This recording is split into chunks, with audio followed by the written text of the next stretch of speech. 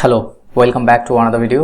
আজকে এই পার্টিকুলার ভিডিওর মধ্যে আমরা ভেরিয়েবল সম্বন্ধে আলোচনা করব এবং এল ভ্যালু আর ভ্যালু কি পাইথনের মধ্যে সেটা সম্বন্ধে আলোচনা করব।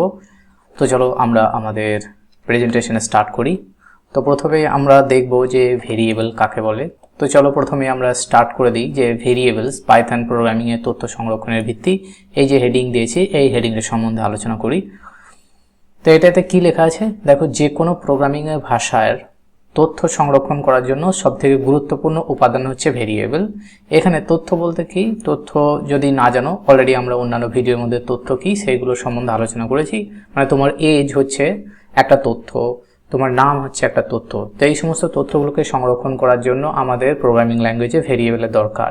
কেবলমাত্র যে পাইথন প্রোগ্রামিং ল্যাঙ্গুয়েজে ভেরিয়েবল দরকার এমনটি নয়, সব প্রোগ্রামিং ল্যাঙ্গুয়েজেই ভেরিয়েবল আছে। ভেরিয়েবল হচ্ছে কোনো একটা ভ্যালুর একটা নামকরণ করার জন্য এটা ব্যবহার করা হয়। ভেরিয়েবল এমন একটি নাম যা কম্পিউটারের মেমোরিতে সংরক্ষিত থাকে, কোনো ডেটাকে নির্দেশ করে। তো ধরো আমি একটু নিচের দিকে যাই, ধরো আমি কোনো একটা স্টুডেন্টের এজ বললাম বা কারো এজ আমি বললাম 21, এটা কোনো একটা মেমোরি কোনো একটা জায়গাতে স্টোর করে রেখে দিতে হবে। তাহলে এই বাক্সটার একটা নাম থাকবে, সেটাই হচ্ছে ভেরিয়েবলের নাম। ঠিক আছে, তো সেটা বোঝানোর জন্য আমরা বলছি ভেরিয়েবলের এমন একটা নাম যা কম্পিউটারের মেমোরিতে সংরক্ষিত থাকে, কোনো ডেটাকে নির্দেশ করে। ঠিক আছে, এবার বাস্তব জীবনে আমরা যেমন কোনো ব্যক্তির নাম, ফোন নাম্বার, তারপরে তার বয়স ইত্যাদি খাতায় লিখে সংরক্ষণ করি, ঠিক একই রকমভাবে কোনো একটা প্রোগ্রামিং ল্যাঙ্গুয়েজে বা পাইথনে বিভিন্ন ধরনের তথ্য সংরক্ষণ করার জন্য ভেরিয়েবলকে ব্যবহার করা হয়।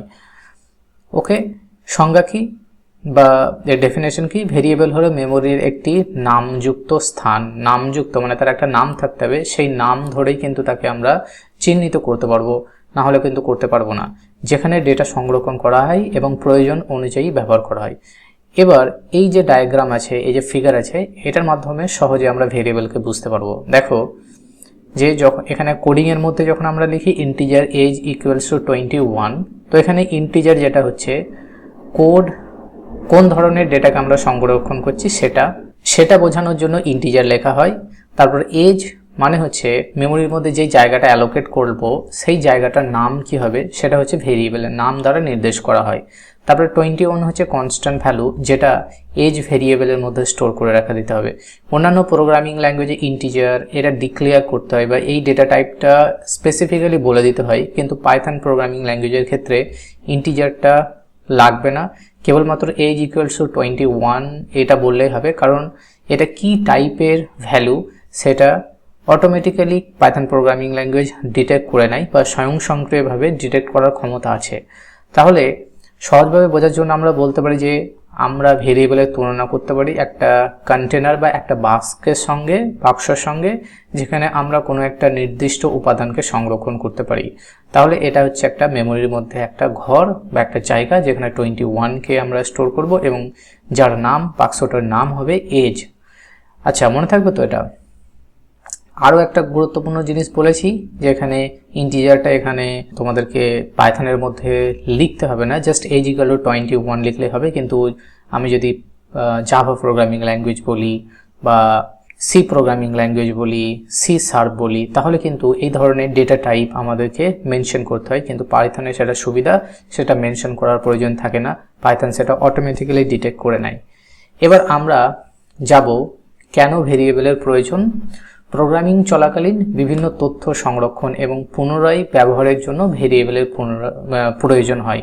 তো এটা হচ্ছে কেন ভেরিয়েবল প্রয়োজন, কারণ প্রোগ্রাম চলাকালীন সেটাকে আমাদের সংরক্ষণ করতে হবে এবং সেই ভেরিয়েবলটা যাতে পুনরায় আবার ব্যবহার করতে পারি তার জন্য ব্যবহার করা হয়। যেমন দুটো সংখ্যা যোগ করতে চাইছি, তাহলে একটা এ ভেরিয়েবল লাগবে, একটা বি ভেরিয়েবল লাগবে। ঠিক আছে, এবং যোগ করার সময় কিন্তু এ প্লাস বি করা লাগবে। সেই জন্য পুনরায় যখন ভেরিয়েবলগুলোকে ব্যবহার করব তখন তার জন্য আমাদেরকে মেমোরির মধ্যে সংরক্ষণ করাটা গুরুত্বপূর্ণ। এবার এখানে দেখো তথ্যের ধরন এবং উদাহরণ দেওয়া আছে, মানে ভেরিয়েবলের কিছু উদাহরণ দেওয়া আছে। শিক্ষার্থীর নাম যখন বলবো তো এটা হচ্ছে তার ডেটা, এই ধরনের ডেটা আমরা সেখানে স্টোর করাবো। যখন বয়স বলবো তখন 20কে স্টোর করবো। যখন পরীক্ষার কত মার্কস পেয়েছে তখন এটা 95 বলবো।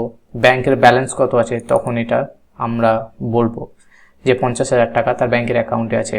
এবার ডেটাগুলো আবার বিভিন্ন রকমের টাইপের হতে পারে, যেমন এটা স্ট্রিং টাইপের, এটা ইন্টিজার, এটাও ইন্টিজার, এটাও ইন্টিজার।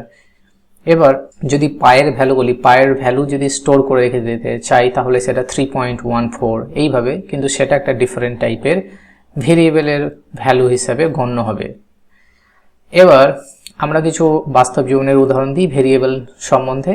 ধরুন যে একটা স্কুলের শিক্ষার্থীর জন্য তথ্য সংরক্ষণ করতে হবে, তো পাইথনে আমরা নিম্নরূপে ভেরিয়েবলকে ব্যবহার করতে পারবো, যেমন নেম ইকুয়ালস টু এজ। এখানে দেখো ইন্টিজার কিন্তু লিখছি না বা স্ট্রিং লিখছি না বা ক্যারেক্টার কোনো কিছু লিখছি না, ডাইরেক্ট নেম ইকুয়ালস টু আনসারই দিয়ে দিচ্ছি। তো পাইথন আমাদের অটোমেটিক বুঝে যাবে যে এটা কী ধরনের ডেটা, সেই নিয়ে আমাদের টেনশন করতে হবে না। Age equals to 20, roll number 15। তাহলে এখানে ভেরিয়েবল, এখানে নামগুলো কি নেম, এজ এবং রোল, এবং কি ভ্যালু স্টোর করছি বা কি কনস্ট্যান্ট ভ্যালু স্টোর করছি, তার মধ্যে এখানে নেম স্টোর করছি, তারপরে এজ 20 ইউজ করছি এবং রোল নাম্বার 15 ইউজ করছি। এখন আমরা নেক্সট টপিকে চলে যাব ভেরিয়েবল সম্বন্ধে। পাইথনে ভেরিয়েবলের ঘোষণা বা ভেরিয়েবল ডিক্লারেশন। তো ভেরিয়েবল ডিক্লারেশন কি? পাইথন ভেরিয়েবল তৈরি করার জন্য আলাদা করে কোনো ডেটা টাইপ উল্লেখ করতে হয় না, যেটা আমরা অলরেডি বলেছি। শুধু কেবলমাত্র অ্যাসাইনমেন্ট অপারেটর ব্যবহার করলেই পাইথন কিন্তু স্বয়ংক্রিয়ভাবে ডেটা টাইপকে নির্ধারণ করে নেয় বা ডেটা টাইপ জেনে যায়, এটা বলার প্রয়োজন হয় না। এখন দেখো x equals to 10, name equals to Ansari এবং পাই ইকুয়ালস টু 3.14। তো এটা আমরা প্র্যাকটিক্যাল করে দেখাই। দেখো আমরা জুপিটার নোটবুকের মধ্যে চলে এসেছি এবং ভেরিয়েবল বলে একটা ফাইল ওপেন করে নিয়েছি। যদি এখন x ইকুয়াল টু 10 এবং নেম ইকুয়ালস টু আনসারি এবং pi ইকুয়ালস টু 3.14 বিভিন্ন 3টে টাইপের ডেটা আছে। এখানে ইন্টিজার আছে, একটা আছে স্ট্রিং আছে এবং আর একটা আছে একটা ফ্লোটিং পয়েন্ট নাম্বার। এখন যদি এটা রান করি কোনো রকম এরর দেবে না। যদি আমি এগুলোকে প্রিন্ট আউট করতে চাই স্ক্রিনের মধ্যে অ্যাজ এ আউটপুট হিসাবে, তাহলে আমাকে এখানে ভেরিয়েবল x দিতে হবে। এখন যদি রান করি দেখো 10টাকে প্রিন্ট করছে। যদি আমার এর পরবর্তী সময় যদি নাম ভেরিয়েবলটাকে যদি আমরা প্রিন্ট আউট করতে চাই, তাহলে নেম ভেরিয়েবলটা এখানে দেব এবং আমরা যদি এটাকে রান করি দেখো 10-এর পরে কিন্তু আমার নামটা এখানে প্রিন্ট করে দিয়েছে। এবার যদি আমরা নেক্সট ভেরিয়েবলটা প্রিন্ট আউট করতে চাই, যেমন এখানে আমরা পাইকে যদি প্রিন্ট আউট করতে চাই, তাহলে আমরা ঠিক একইভাবে প্রিন্ট দেব। এটা একটা ফাংশন কল বা মেথড কল। তারপর আমরা রান যদি করি দেখো 3টে ভেরিয়েবলের ভ্যালুই কিন্তু আমাদের এখানে খুব ইজিলি কিন্তু আউটপুট হিসেবে দিয়ে দিয়েছে। তো আমরা ধীরে ধীরে আগাই এবং এর টাইপগুলো তো অলরেডি আমি বলে দিয়েছি। এক্স ভেরিয়েবল ইন্টিজার, নেম হচ্ছে স্ট্রিং এবং পাই হচ্ছে ফ্লোট। এবার আমরা চলে যাব যে অ্যাসাইনমেন্ট অপারেটর কি কাজ করে। অনেকেই মনে করে ইকুয়াল মানে হচ্ছে সমান, কিন্তু এখানে সমান ভাবলে হবে না। এখানে এটা একটা অপারেটর, যেটাকে অ্যাসাইনমেন্ট অপারেটর কোন একটা ভেরিয়েবল মানকে সংরক্ষণ করে রাখার জন্যই কিন্তু এই ইকুয়াল সাইনটা দেওয়া হয়। অর্থাৎ মেমোরির মধ্যে বলা হয় যে x নামে একটা ভেরিয়েবল বানাও এবং তার মধ্যে ভ্যালু 10 দিয়ে দাও। এটার অর্থ হচ্ছে এটাই। তাহলে উপরের কোডের অর্থ হচ্ছে 10 মানটি বা 10 কনস্ট্যান্ট ভ্যালুটি মেমোরিতে সংরক্ষিত হবে এবং x নামক ভেরিয়েবলসের মানটাকে নির্দেশ করবে। সেই ভেরিয়েবলের ভ্যালুটা যদি পরবর্তী সময়ে পেতে চাই প্রোগ্রামের মধ্যে, তাহলে x ভেরিয়েবলের মাধ্যমেই কিন্তু আমরা সেটা পেয়ে যাব। তাহলে এখানে মনে রাখতে হবে যে অ্যাসাইনমেন্ট অপারেটর ইকুয়াল, এখানে কিন্তু এটা সমান নয়। এরপর আমরা জানবো এল ভ্যালু কি এবং আর ভ্যালু কি। প্রত্যেকটা অ্যাসাইনমেন্ট স্টেটমেন্টের দুটো অংশ থাকে, একটা হচ্ছে বাম পাশের অংশ, একটা ডান পাশের অংশ। এবার যেটা এল ভ্যালু সেটা হচ্ছে বাম পাশের অংশকে বোঝায়, যা মেমোরি লোকেশনটাকে নির্দেশ করে। আর আর ভ্যালু কি? আর ভ্যালু বলতে ডান পাশের অংশ, যা প্রকৃত মানকে নির্দেশ করে, মানে সেই ভেরিয়েবলের মধ্যে কত ভ্যালু আছে সেটা নির্দেশন করে। উদাহরণ দিই, দেখো x ইকুয়ালস টু 5 আমরা যখন বলেছি, এখানে x হচ্ছে এল ভ্যালু এবং রাইট সাইডে অপারেটরের রাইট সাইডে, অ্যাসাইনমেন্ট অপারেটরের রাইট সাইডে যেটা আছে সেটা হচ্ছে ডান পাশে আছে, সেটা হচ্ছে আর ভ্যালু। তার মানে 5 হচ্ছে প্রকৃত মান নির্দেশনা করছে এবং এটা আর ভ্যালু। ঠিক আছে, তো এখানে x হলো এল ভ্যালু এবং 5 হলো আর ভ্যালু। এবার আরও কিছু আমরা এল ভ্যালু এবং আর ভ্যালুর উদাহরণ দেখি। a ইকুয়ালস টু 20, তারপরে b equals to a plus 10, c equals to b into 2। তো এখানে a হচ্ছে এল ভ্যালু, 20 হচ্ছে আর ভ্যালু, b হচ্ছে এল ভ্যালু, a প্লাস 10 হচ্ছে আর ভ্যালু এখানে সি হচ্ছে এল ভ্যালু এবং বি ইন্টু 2 এটা হচ্ছে আর ভ্যালু। দেখো এটা খুব সুন্দরভাবে স্টেটমেন্টটা দেওয়া আছে, এল ভ্যালুটা কি এবং আর ভ্যালুটা কি যেটা আমরা বললাম সেটাই কিন্তু এখানে লেখা আছে। তোমার নোট নেওয়ার সুবিধার জন্য এটাই কিন্তু তুমি তোমার পড়ার সুবিধার জন্য এটা কিন্তু লিখে রাখা হয়েছে। তো এবার আমরা পরবর্তী টপিকে যাব ভেরিয়েবল সম্বন্ধে, সেটা হচ্ছে ইনভ্যালিড এল ভ্যালু বলতে কি বোঝায়। দেখো আমরা অলওয়েজ আমরা যদি a ইকুয়ালস টু 10 অর্থাৎ প্রথমে এই দিকটাতে ভেরিয়েবলই থাকতে হবে। যদি আমি এটাকে ঘুরিয়ে এই দিকে দিয়ে দিই আর 20টাকে ঘুরিয়ে যদি এল ভ্যালুতে দিয়ে দিই তাহলে কিন্তু সেটা রং হয়ে যাবে। দেখো সেটাই এখানে করা হয়েছে, প্রথমে 10 লেখা হয়েছে এবং তারপরে ইকুয়ালের পরে x লেখা হয়েছে। অর্থাৎ ভেরিয়েবলকে সবসময় লেফটেই থাকতে হবে, না হলে সেটা ভুল স্টেটমেন্ট। 10 ইকুয়ালস টু x এটা এইভাবে লেখা যাবে না, ঠিক আছে, মনে রাখতে হবে। এটা সম্পূর্ণ ভুল, কারণ সংখ্যা কখনোই মেমোরি লোকেশনকে নির্দেশ করতে পারে না, সেই জন্য এটা ভুল। এবং তাহলে ঠিক করতে গেলে কি করতে হবে, ঠিক করতে গেলে x কে আগে নিয়ে আসতে হবে এবং 10 কে পরে নিয়ে আসতে হবে। এটা তাহলে আমরা কি এরর দেবে সেটা আমরা আমাদের কোডের মধ্যে আমি তোমাকে একটু দেখিয়ে নিই। তো আমরা এখানে চলে এসেছি জুপিটার নোটবুকের মধ্যে। এটা যদি আমরা লিখি এবং এটাকে যদি রান করি, দেখো এটা সিনট্যাক্স এরর দেবে। কি ধরনের সিনট্যাক্স এরর? এটা হচ্ছে ইনপুট in5, মানে এই পার্টিকুলার লাইনটার জন্য বোঝানো হয়েছে। আর এখানে বলছে syntax error can not assign to the literal here. আর আমাদেরকে ইনফরমেশন দিচ্ছে যে maybe you meant equal equal instead of equal sign. তো আমাদের একটা লজিক্যাল অপারেটর আছে, পরবর্তী সময়ে পড়বো। আমাদের পাইথন ইন্টারপ্রেটার বলছে তুমি এখানে ভুল করছো, হতে পারে তুমি ইকুয়াল ইকুয়ালের কথা বোঝাচ্ছ, কিন্তু আমরা এটাকে ইকুয়াল ইকুয়ালের কথা বোঝাচ্ছি না, কারণ আমরা ইকুয়ালি দিতে চাইছি এবং নিজে থেকে আমরা ভুল করেছি। তাহলে এটা যদি আমরা কমেন্ট করে দিলাম, কমেন্ট কিভাবে করলাম, যা এখানে যদি একটা হ্যাশ সিম্বল দেওয়া হয় তাহলে এটা কমেন্ট হয়ে যাবে, মানে এটা ইনঅ্যাক্টিভ হয়ে যাবে।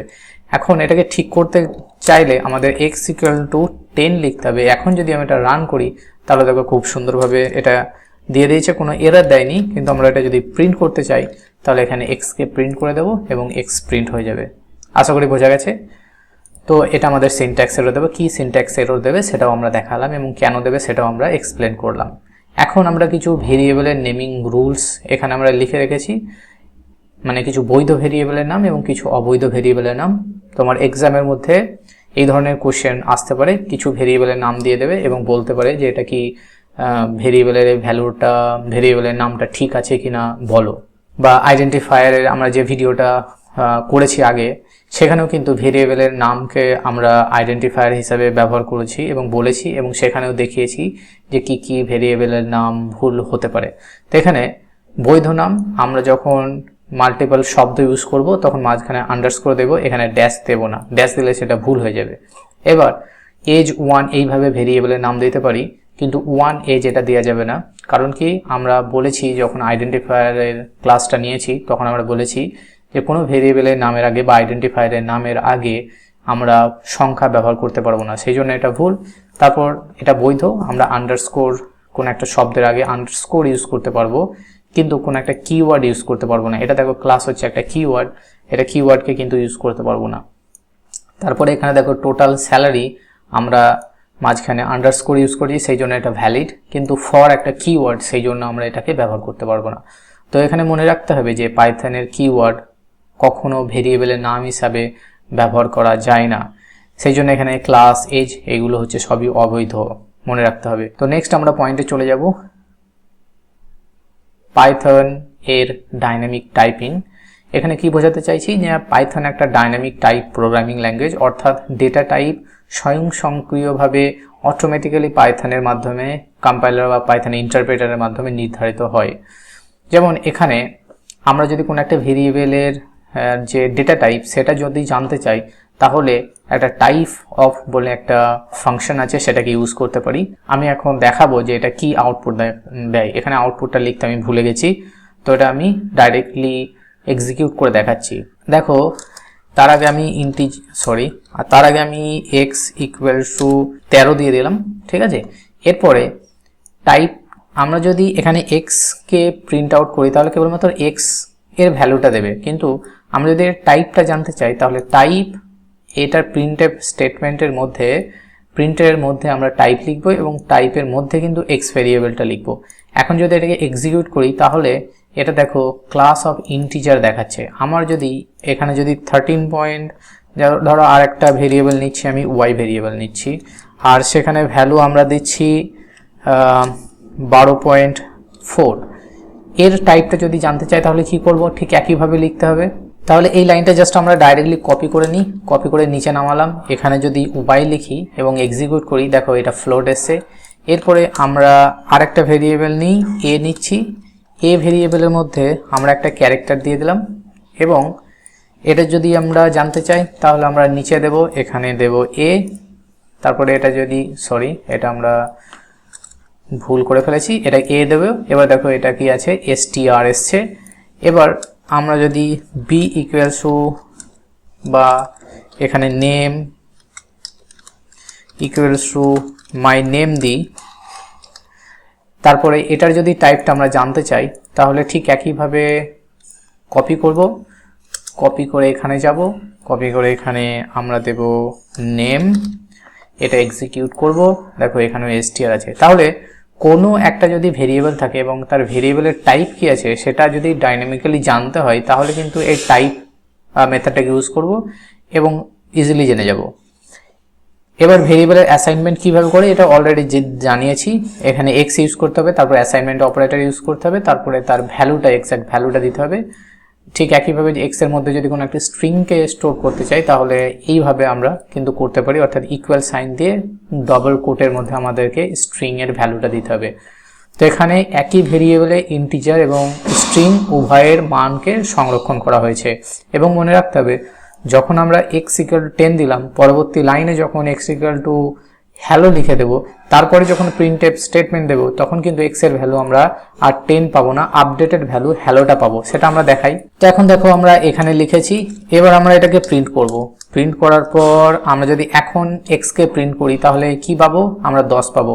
যদি এটা কাট করে, আমরা কাট করব না, আমরা এটাকে কমেন্ট করে দিই। কমেন্ট করে দিলাম মানে একটা হ্যাশ প্রথমে দিয়ে দিলেই বা কন্ট্রোল যদি স্ল্যাশ ইউজ করা হয় তাহলে কিন্তু ডাইরেক্টলি কমেন্ট হয়ে যায়। এরপর আমরা যদি x কে এখানে প্রিন্ট করি, এখন উপরে না প্রিন্ট করে, তাহলে কিন্তু আপডেটেড ভ্যালু পেয়ে যাব এবং যেটা চেঞ্জ হয়ে যাবে 10 থেকে কিন্তু x হয়ে যাবে, 10 থেকে আমাদের হ্যালো হয়ে যাবে। কারণ কি, এই লাইনের মধ্যে ভ্যালুটা আপডেট করেছি। তার মানে উপরে যদি কনটেক্সটে যদি আমাদের ভ্যালুকে আমরা উপর থেকে নিচে চেঞ্জ করে দিই, তারপরে যদি প্রিন্ট আউট করি বা সেটাকে ইউটিলাইজ করি তাহলে আপডেটেড ভ্যালুটা পাবো। এটাই হচ্ছে ভেরিয়েবলের আসল উদ্দেশ্য। ভেরিয়েবলের মধ্যে আমাদের তার ভ্যালুগুলো সময়ে সময়ে চেঞ্জ হতে পারে, সেই জন্যই আমরা এটাকে ভেরিয়েবল বলি, তাই না? এখন দেখো ভিডিওটা অনেক বড় হয়ে গেছে, অলরেডি 19 মিনিট হয়ে গেছে। ভেরিয়েবল সম্বন্ধে আরও যে কনসেপ্টগুলো আছে আমরা ধীরে ধীরে আলোচনা করব। এরপর আমরা আলোচনা করব যে মাল্টিপল অ্যাসাইনমেন্ট কিভাবে করব একসঙ্গে, সে বিষয় নিয়ে আলোচনা করব। তো এখনো পর্যন্ত আমরা যেটা তোমাদেরকে শেখালাম, যদি এর মধ্যে কোনো স্পেসিফিক কোশ্চেন থাকে তাহলে কি করবে, তাহলে কিন্তু দেখো আমাদের চ্যানেল আছে, চ্যানেলে যেতে পারো বা কমিউনিটিতে তুমি জিজ্ঞাসা করতে পারো। আমাদের যে কমিউনিটি, পাইথন কমিউনিটি আছে। তারপর আমাকে যদি পার্সোনালি কোনো প্রশ্ন থাকে, আমাকে যদি প্রশ্ন করতে চাও তাহলে এই কিউআর কোডটা স্ক্যান করে আমার কাছে ডাইরেক্টলি প্রশ্ন করতে পারো, কারণ এটা আমার ডাইরেক্ট পার্সোনাল নাম্বার আছে, এই নাম্বারে কিন্তু আমাকে যোগাযোগ করতে পারো।